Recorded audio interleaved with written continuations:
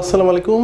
বাংলাদেশের টি-20 বিশ্বকাপের যে 15 সদস্যের স্কোয়াড এবং দুইজন যে রিজার্ভ, সেইখানে সাইফুদ্দিনকে রাখা হয়নি। এটা নিয়ে বাংলাদেশে এই মুহূর্তে যা চলতেছে, এটা আসলে ভাবনার বাইরে, একদম ভাবনার বাইরে। আচ্ছা, আপনি একটাবার ভেবে দেখেন তো যে অস্ট্রেলিয়ার ডেভিড ওয়ার্নারের পারফরমেন্স কি, সেই আইপিএলে তার পারফরমেন্সটা কি। একটাবার ভেবে দেখেন যে তার পারফরমেন্স এই আইপিএলে কি। আর তারই স্বদেশে একজন প্লেয়ার দিল্লিতে, ডেভিড ওয়ার্নার দিল্লিতে খেলেন, জ্যাক ফ্রেজার, যাকে নিয়ে এই মুহূর্তে বিশ্বের ক্রিকেটের একটা বিস্ময় বালক বলা হচ্ছে, এবং তার খেলার ধরন সব কিছু বলতে গেলে তিনি আগামী বিশ্ব ক্রিকেটে শাসন করবে এরকম একজন ক্রিকেটার।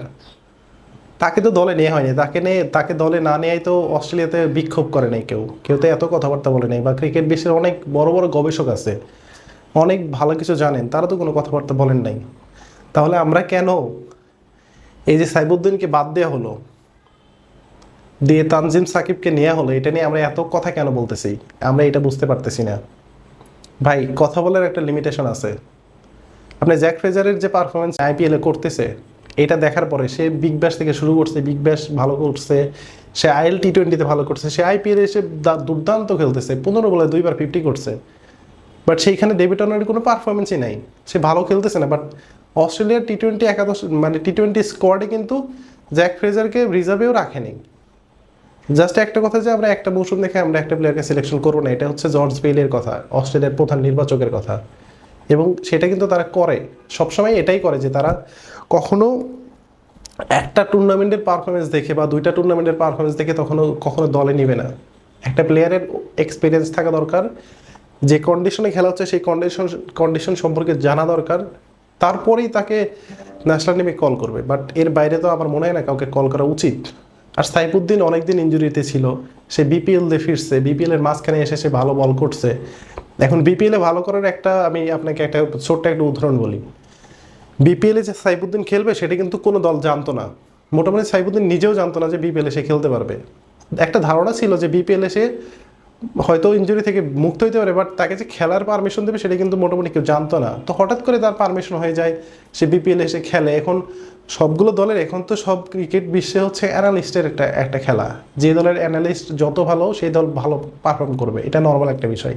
তো সাইফুদ্দিন যখন হঠাৎ করে বিপিএল এ এন্ট্রি নিল ঢাকা পর্বে, ভাই তাকে নিয়ে তো কেউ অ্যানালিস্ট করে নাই, সে এসে ভালো করছে, অনেক ভালো করছে। সে হচ্ছে আন্ডার রাসেলকে ফাইনাল ম্যাচের লাস্ট ওভারে আটকাই দিছে, মেবি 8 অথবা 9 রান দিছে, ভালো করছে।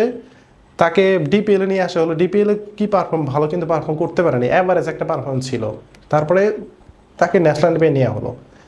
ন্যাশনাল টিমে নিয়ে আসার পরে মোস্তাফিজ তো আইপিএল খেলতে দেশের বাইরে ছিল, তাকে দেশে নিয়ে আসা হলো। দেশে নিয়ে এসে হচ্ছে তাকে মোটামুটি 3 ম্যাচ প্রথমে বসায় রাখলো, বিশ্রাম আর কি। তারপরে শরীফুলকে প্রথম 2 ম্যাচ খেলানোর পরে তাকেও বিশ্রামে দিল, যে ওয়ার্ল্ড কাপে যেন ভালো বল করতে পারে এবং তাকে যেন ফ্রেশ পাওয়া যায়। এরপর তাসকিন মোটামুটি শুরুর দিকে ভালো বল করছে, চতুর্থ টি-20 থেকে পঞ্চম টি-20তে তিনি খেলতে পারলেন না। এখন আমার প্রশ্ন হচ্ছে যে সাইফুদ্দিনকে তো অবভিয়াসলি দলে নেওয়া হবে ডেথ ওভার বোলিংয়ের জন্য। প্রথমেই বলতে করবে হচ্ছে তাসকিন আহমেদ, প্রথমে বল করবে শরীফুল, মিডল ওভারে বল করবে হচ্ছে মোস্তাফিজুর রহমান। হয়তো সেখানে 2-1 ওভার সাইফুদ্দিনকে দিবে, বাট সাইফুদ্দিনকে মেইন টার্গেট হচ্ছে ডেথ ওভারে। ডেথ ওভারে সে ভালো করতে পারে নাই। সে শুরুর দিকে 2 ওভারে 12 রান 13 রান দিয়ে 1-2টা উইকেট নিয়েছে, বাট পরের 2 ওভার হয়তো 1 ওভারে 23 বা 22 বা 2 ওভারে 15, মানে 2 ওভারে হচ্ছে 30-35 রানও দিয়ে দিছে। লাস্ট ম্যাচে তো 55 রান দিছে 4 ওভার বল করে। তার পারফরমেন্স খুব একটা ভালো ছিল না। আর তিনি কিন্তু এই টি-20 ওয়ার্ল্ড কাপের কোনো প্ল্যানই ছিল না। বাট তানজিম সাকিবকে কিন্তু সেই 2022-এর ওয়ার্ল্ড কাপের পর থেকে তাকে একটা প্রপার একটা হচ্ছে প্ল্যানের ভিতর দিয়ে তাকে নিয়ে আসছে, তাকে প্রত্যেকটা সিরিজে রাখছে, তাকে দিয়ে খেলাইছে। হঠাৎ করে টি-20 বিশ্বকাপের আগে তাকে বাদ দিয়ে অন্য একটা প্লেয়ারকে নিবে, এটা তো কখনোই উচিত না ভাই। এটা করা কোনোদিনও কোনো ক্রিকেট বোর্ড করতে চাইবে না।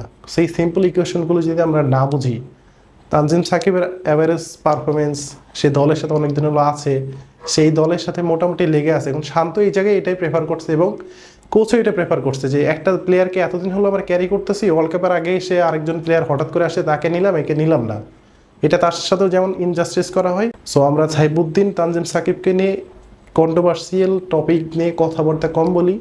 আমরা বাংলাদেশ দলকে দোয়া করি তারা যেন বিশ্বকাপে ভালো খেলতে পারে, তানজিম সাকিব যেন ভালো খেলতে পারে। সাইফুদ্দিনের বয়স খুব একটা বাড়ে নাই, তার সামনে অনেক সুযোগ আছে, তার সামনে আরও অনেক ওয়ার্ল্ড কাপ আছে, অনেক সিরিজ আছে, তাকে বাংলাদেশ অনেকভাবে ইউজ করতে চায়। কারণ সাইফুদ্দিনের মতো একজন পেস বোলিং অলরাউন্ডার বাংলাদেশে আসে না বারবার।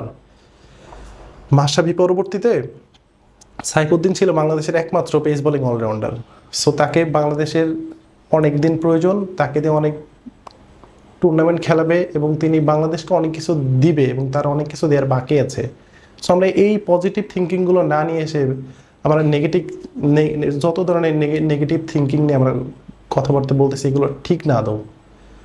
সো আমরা বাংলাদেশ দলকে দোয়া করি তারা যেন বিশ্বকাপে ভালো করতে পারে এবং বিশ্বকাপে বাংলাদেশের পারফরমেন্স অনেক ভালো হয়, এবং এই দোয়াটাই আমরা করি সবসময়। সো ভিডিওটা ভালো লাগলে অবশ্যই শেয়ার করবেন। আসসালামু আলাইকুম।